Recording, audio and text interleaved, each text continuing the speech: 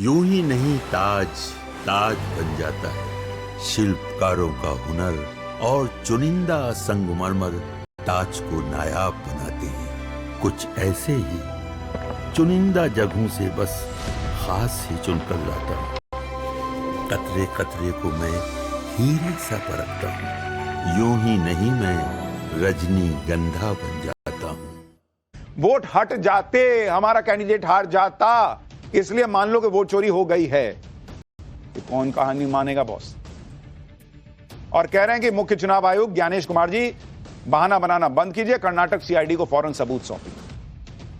राहुल गांधी ने यह तो कह दिया कि कर्नाटक सीआईडी इस पूरे मामले की जांच कर रही है, लेकिन चुनाव आयोग कोई जानकारी नहीं दे रहा। लेकिन कर्नाटक के चुनाव आयोग ने इसकी भी सच्चाई बता दी। खुद चुनाव आयोग ने बताया कि 6 सितंबर 2023 को उन्होंने जितनी जानकारी उपलब्ध थी वो सब कर्नाटक के कलबुर्गी के एसपी से साझा कर दी थी। चुनाव आयोग ने कहा कि दिसंबर 2022 में चुनाव आयोग को फॉर्म 7 की ऑनलाइन एप्लीकेशन मिली। जब बड़ी मात्रा में वोटर डिलीट करने की अर्जी मिली तो चुनाव आयोग ने अपने लेवल पर वेरिफिकेशन किया। बीएलओ की जांच के आधार पर फरवरी 2023 में चुनाव आयोग की तरफ आलंद पुलिस को शिकायत दी गई और कहा गया कि वोटर्स के नाम हटाने की साजिश की गई है। चुनाव आयोग की तरफ से अज्ञात लोगों के खिलाफ धोखाधड़ी का केस किया गया। 6018 एप्लीकेशन में से सिर्फ 24 एप्लीकेशन सही पाई गई, उन वोटर्स के नाम हटा दिए गए। बाकी 5994 एप्लीकेशन गलत थे तो उन लोगों के नाम ही डिलीट नहीं किए गए। और जहां तक सीआईडी को सबूत देने की बात है तो सितंबर 2023 में चुनाव आयोग ने आपत्ति जताने वाले व्यक्ति की detail, reference number, EPIC number, जिन मोबाइल नंबर से लॉगिन आईडी और पासवर्ड क्रिएट किए गए थे वो mobile number, software application medium, IP address, applicant place, form submission date, time, users created date, ये सारी चीजें पुलिस से साझा कर दी। ये सारी चीजें साझा करने के बाद कर्नाटक के चीफ इलेक्टोरल ऑफिसर ने जांच करने वाले अधिकारी से मुलाकात भी की, पुलिस की साइबर एक्सपर्ट से मिले और जांच कहां तक पहुंची इसकी जानकारी भी ली। यानी चुनाव आयोग का कहना है कि वो जांच में पूरा सहयोग कर रहा है। एफआईआर तो उसने कराई और उसने कोई भी वोट चोरी होने नहीं दी, वोट डिलीट होने ही नहीं दिया। और जांच एजेंसी के साथ सबूत भी शेयर कर दिए जो राहुल गांधी कह रहे हैं कि अरे कोई सबूतें नहीं दे रहे हैं लोग। पर मेरा तो सबसे बड़ा सवाल है और सबसे बेसिक सवाल, राहुल गांधी कह रहे हैं कि वोट चोरी जो है वो ज्ञानेश कुमार एक पूरा सिस्टम 10-15 साल से करा रहा है। तो करा रहा है तो ये 6018 नाम क्यों नहीं हटवा पाया वो सिस्टम? क्यों नहीं डिलीट हो पाई ये 6018 नाम? राहुल गांधी से कोई पूछे कि अगर चुनाव आयोग करा रहा है, कोई सिस्टम करा ले रहा है, तो ये 6018 नाम क्यों नहीं हटवा पाया? क्यों कांग्रेस पहली बार आलंद सीट से जीत गई जब आपके हिसाब से सो कॉल्ड वोट चोरी हुई? लेकिन नहीं, राहुल गांधी का तो कुछ और चल रहा है ना, वो अभी आगे आपको बताऊंगा। राहुल गांधी ने कर्नाटक के अलावा महाराष्ट्र की एक सीट पर भी खुलासा करने का दावा किया। आरोप लगाया कि जिस प्रोसेस से कर्नाटक की आलंद सीट में वोट डिलीट हुए, उसी प्रोसेस से महाराष्ट्र की राजूरा सीट पर वोट जोड़ दिए गए। महाराष्ट्र की राजूरा विधानसभा सीट पर 6850 वोट जोड़े गए। लेकिन आप यह देखिए कि राजूरा में 1999 से हर चुनाव में विधायक चेंज हो जाता है। 2024 में यहां से बीजेपी जीती, 19 में कांग्रेस जीती थी, फिर 2014 में यहां बीजेपी जीती थी, 2009 में कांग्रेस जीती थी, 2004 में स्वतंत्र भारत पक्ष को जीत मिली, 1999 में कांग्रेस को जीत मिली। यानी राजूरा से कांग्रेस का इतिहास है, वो एक चुनाव जीतते हैं, अगला हार जाते हैं। तो ये वाला हार गए क्योंकि पिछला जीते थे, वो पैटर्न बना हुआ है।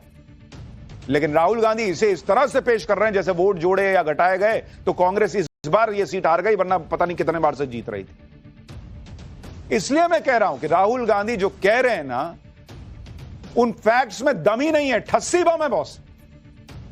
हाइड्रोजन और एटम बम तो छोड़ दीजिए, ये ठस्सी बम है। और सवाल यह है कि आप क्या देश के पूरे सिस्टम को कोलैप्स कर देना चाहते हैं? पहले ईवीएम चिल्लाते रहे, अब जो है वोट चोरी कह रहे हैं, नाम जोड़ के नाम कटा के होता है। खुद अभी बिहार में ये लोग 89 लाख नाम दिए हैं कि भाई इनको हटाइए। क्यों दिए आप? ये वोट चोरी कराना चाहते हैं कि आप आपके लॉजिक के हिसाब से? राहुल गांधी के आज के वोट चोरी वाले धमाके पर, सो कॉल्ड धमाके पर, अमित शाह ने भी जोरदार पलटवार किया। आज अमित शाह बिहार में थे, शाह ने राहुल और लालू दोनों को निशाने पर लिया। राहुल गांधी ने कुछ दिन पहले बिहार में यात्रा निकाली थी। इस यात्रा का मकसद वोट चोरी नहीं बल्कि घुसपैठियों को बचाने का था, यह अमित शाह कह रहे हैं। सुनिए एक बार। यात्रा का विषय था, जो बांग्लादेश से घुसपैठिए आए हैं उनको बचाने का विषय था। यहां इतने सारे लोग हैं, आप किसी का वोट कटा है क्या? अरे जोर से बोलो, कटा है क्या? तो किसका कटा है? जोर से बोलो, किसका कटा है? ये राहुल गांधी की यात्रा घुसपैठिया बचाओ यात्रा थी। और मैं इस मंच से राहुल गांधी और लालू जी को पूछने आया हूं, बिहार की जनता आपको पूछ रही है, घुसपैठियों को वोट का अधिकार होना चाहिए क्या? जोर से बोलो, होना चाहिए। वोट चोरी के नाम पर राहुल गांधी धमाका करने का दावा तो कर रहे हैं, कह रहे हैं कि उनके पास सारे सबूत हैं। लेकिन जब राहुल गांधी से पूछा गया कि जब इतने पुख्ता सबूत हैं और मान लीजिए आपके हिसाब से चुनाव आयोग मान नहीं रहा, सुन नहीं रहा, तो कोर्ट जाएंगे क्या?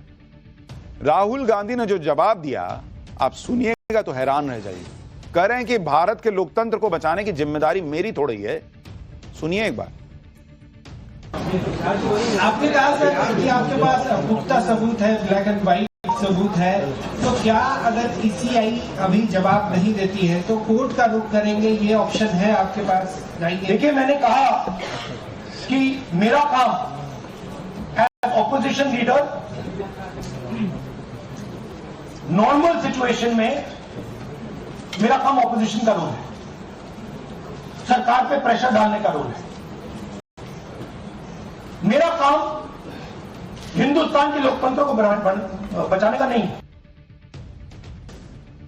आप सोचिए बॉस, इस देश के लीडर ऑफ ऑपोजिशन कह रहे हैं कि मेरा काम इस देश के लोकतंत्र को बचाने का नहीं है। भाई आप कोर्ट क्यों नहीं जा सकते भाई? जब इतने सबूत हैं, दूध का दूध पानी का पानी, कोर्ट में कर दीजिए। और आप तो, या आपका पूरा इकोसिस्टम कई बार कोर्ट गया है, विपक्ष कोर्ट नहीं गया है। भाई बिहार एसआईआर के मामले में कोर्ट में सुनवाई नहीं हुई, वक्फ कानून, आर्टिकल 370, राफेल मुद्दा, Pegasus, central Vista project, CAA, नोटबंदी, सब पे कोर्ट नहीं गए। इसी में कोर्ट में जाने में आपको लग रहा है कि ना मेरी जिम्मेदारी थोड़ी है। आज दिन में राहुल गांधी आए थे तो वोट चोरी पर हाइड्रोजन बम फोड़ने, लेकिन बम तो फुस हो गया। इस धमाके का कोई असर शाम तक नहीं हुआ। तो शाम तक राहुल गांधी ने कुछ ऐसी बात कह दी जिस पर लोग बातें करने लगे कि राहुल गांधी का असली एजेंडा आखिर क्या है। क्योंकि आज वोट चोरी के नए आरोप लगाकर राहुल गांधी ने खुलकर कह दिया कि देश के युवा, देश के स्टूडेंट्स, देश की जेन जी संविधान को बचाएंगे, लोकतंत्र की रक्षा करेंगे, वोट चोरी को रोकेंगे, मैं उनके साथ हमेशा खड़ा हूं। राहुल गांधी ने जेन जी का जिक्र किया और यह जेन जी का नाम जब भी आता है तो लोग नेपाल की बात करने लगते हैं। नेपाल में हाल में जो भयंकर बवाल को जोड़ा तो लोगों ने सवाल उठा दिए कि आखिर राहुल गांधी का असली मकसद क्या है? क्या वो जेन जी को भड़काना चाहते हैं? वो भारत में नेपाल जैसा हाल बनाना चाहते हैं क्या? क्योंकि इंडी गठबंधन के कई नेता पहले ही खुलकर नेपाल और बांग्लादेश जैसे हालत भारत में होने की बात कर चुके हैं। बीजेपी यही आरोप लगा रही है कि राहुल गांधी जनता को गुमराह कर रहे हैं ताकि भारत में बांग्लादेश और नेपाल जैसी स्थिति बन जाए। लेकिन अगर निष्पक्षता के साथ भारत का इलेक्शन कमीशन काम कर रहा है तो बार बार राहुल गांधी जी का प्रयास है कि लोकतंत्र पर प्रहार किया जाए, भारत के लोकतंत्र को कमजोर किया जाए, जनता को गुमराह किया जाए और जिस तरह से बांग्लादेश नेपाल में स्थिति बनती है वैसे झूठ बोल बोल के वहां पे स्थिति पैदा कर दो देश में। राहुल गांधी का बैड लक ही खराब चल रहा है। आज उनका एक और कथित बम फुस हो गया जब मार्केट्स रेगुलेटर सेबी ने हिंडनबर्ग के आरोपों पर गौतम अडानी और उनके ग्रुप को क्लीन चिट दे दी। अमेरिका की शॉर्ट सेल